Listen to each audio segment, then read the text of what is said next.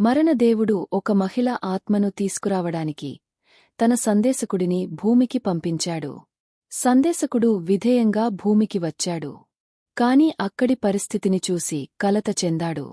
ఆ మహిళకు 3 చిన్న పిల్లలు ఉన్నారు.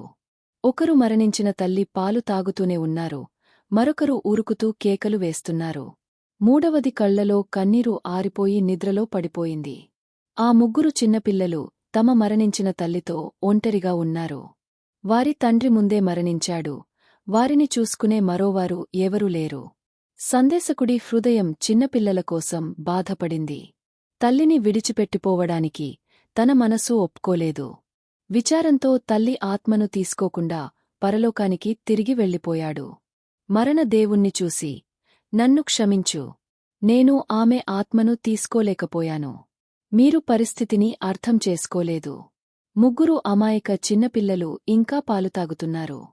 వారిలో ఒకరు మరణించిన తల్లిని పట్టుకుని ఉంది, మరొకరు కన్నీళ్లతో నిద్రపోయింది, మూడవది అరుస్తోంది. నా హృదయం ఆగిపోతుంది. వీరికి తల్లిని కొంతకాలం జీవించేలా చేయగలమా? వారు కొంచెం పెద్దవాళ్లవుతున్నంత వరకు ఉంటే బాగుండేది.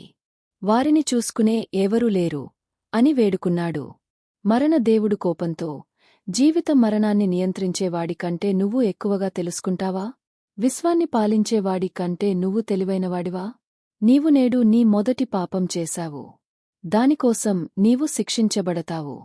భూమికి తిరిగి వెళ్లి నీ సొంత మూర్ఖతపై 3 సార్లు నవ్వేవరకు అక్కడే ఉండాలి. అప్పుడు మాత్రమే నువ్వు తిరిగివచ్చు అని శపించాడు. సందేశకుడు శిక్షను స్వీకరించాడు, కాని తన నిర్ణయంపై సంతృప్తితో ఉన్నాడు. తన మూర్ఖతపై నవ్వేలా చేసుకోవడం అసాధ్యం అనుకున్నాడు. భూమికి తిరిగి వచ్చిన సందేశకుడు రోడ్డు పక్కన ఒంటరిగా, చలిలో. ఈ సమయంలో ఒక చెప్పులు కుట్టేవాడు, కాబ్లర్, తన పిల్లల కోసం దుస్తులు కొనడానికి నగరానికి వెళ్తున్నాడు.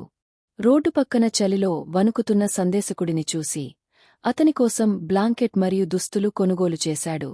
ఇంటికి తీసుకువెళ్లాడు. కాని చెప్పులు కుట్టేవాడు భార్య తన పిల్లల కోసం కిరీటపు దుస్తులు కొనకపోవడం పట్ల కోపంగా ఉందని తిట్టింది. దీన్ని చూసి సందేశకుడు మొదటిసారి నవ్వాడు. నువ్వు ఎందుకు నవ్వుతున్నావు అని చెప్పులు కుట్టేవాడు ఆశ్చర్యంగా అడిగాడు. 3 సార్లు నవ్వేవరకు మీకు చెప్పలేను అన్నాడు సందేశకుడు. అతనికి అర్థమైంది. మనుష్యులు సన్నివేశంలో మాత్రమే చూడగలుగుతారు, కాని భవిష్యత్తును చూడలేరు. కాలక్రమేణా సందేశకుడు చెప్పులు కుట్టేవాడు వృత్తి నేర్చుకున్నాడు.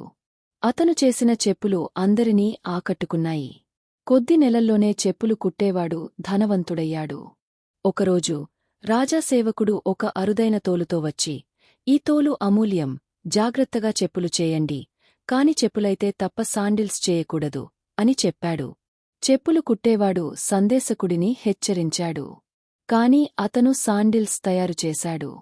చెప్పులు కుట్టేవాడు భయంతో కోపంగా అడిగాడు, ఇది ఏమిటి అని.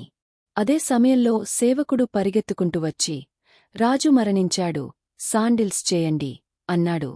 దీన్ని చూసి సందేశకుడు రెండవసారి నవ్వాడు. కొద్ది రోజుల తర్వాత 3 యువతులు తమ పెళ్ళిళ్ల కోసం చెప్పులు కొనడానికి వచ్చారు. వారిని చూసిన సందేశకుడు తల్లి చెంత విడిచిన 3 త్రిపుటలను గుర్తించాడు. వారిని పెంచిన పెద్ద మహిళ వివరించింది, వారిని నేను కనలేదు. ఒకానొక రోజు తల్లి మృతదేహం వద్ద అనాథలుగా ఉన్నారు. వారిని నేను చూసుకున్నాను. ఇప్పుడు వారందరూ రాజవంశానికి పెళ్లి కానున్నారు. దీన్ని విన్న సందేశకుడు మూడవసారి నవ్వాడు. తన మూర్ఖతను అంగీకరించి పరలోకానికి తిరిగి వెళ్ళిపోయాడు. ఈ కథ మనకు జీవితంలో ఉన్న అనేక పరిణామాలు మనకు అంతు చిక్కనివిగా ఉంటాయి అని స్ఫూర్తినిస్తుంది. మనం చూసేది తక్షణ పరిస్థితి మాత్రమే, కాని జీవితం మనకు కనిపించని బృహత్తర పథాన్ని కలిగి ఉంటుంది. ప్రతి కష్టం ఒక పాఠం. మనం ఎంతగా చింతించినా జీవిత పథం ముందు మనం సన్నగిల్లుతాం. మనం జీవితాన్ని విశ్వసించాలి. కాలానుగుణంగా అన్ని సరైన మార్గంలో జరుగుతాయి.